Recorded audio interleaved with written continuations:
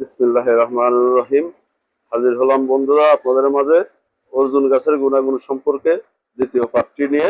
আগের ভিডিওতে নিয়ম কানুন বলে শেষ করতে পারিনি, তাই দ্বিতীয় পার্টে আসলাম। বন্ধুরা দ্বিতীয় পার্টটা অবশ্যই দেখবেন, না হলে মিস করবেন। কিভাবে অর্জুন গাছ খেলে আপনার হাড়ের সমস্যা দূর হবে। হাত ধোয়ার পর হাড়ে ব্যথা, বুকে ব্যথা চিনচিন করে, কোনো ওষুধে কাজ হচ্ছে না, ফুসফুসের সমস্যা, শ্বাস প্রশ্বাসের সমস্যা, কোনো টেনশন নাই বন্ধু।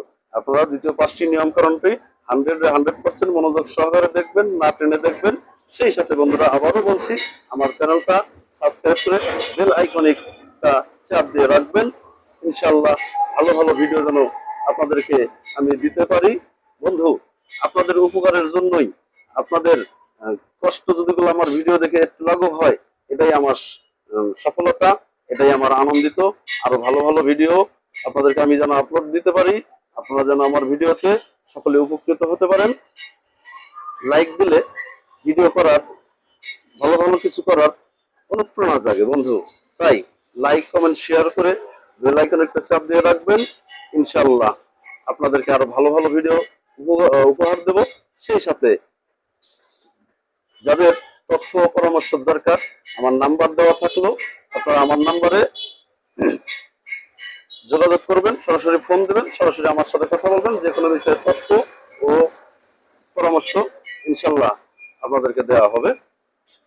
তো বন্ধু চলুন কথা না বাড়িয়ে কিভাবে অর্জুন গাছ ব্যবহার করলে আপনারা উপকৃত হবেন, সেই সাথে আরো নিয়ে আসছি আপনাদেরকে আয়ুর্বেদিক আয়ুর্বেদিক অর্জুনারি সালসা।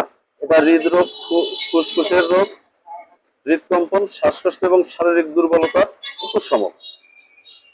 বন্ধু চলেন কিভাবে আপনারা এটা খাবেন। গাছটা আবারও একটু চেনার জন্য বলতেছি, অর্জুন গাছ ভুল করে অন্য গাছ খাবেন না, খালি উপকৃত হবেন না।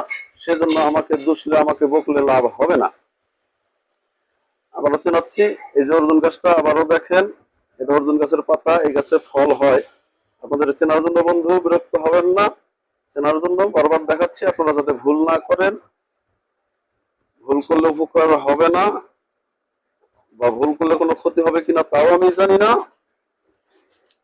হ্যাঁ বন্ধু, তো এটা খাওয়ার নিয়মটা বলছি।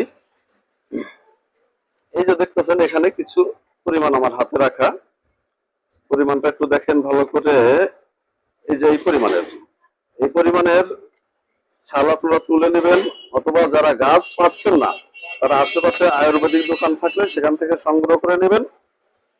শুকনাটা হলেও কাজ হবে এবং গুঁড়ো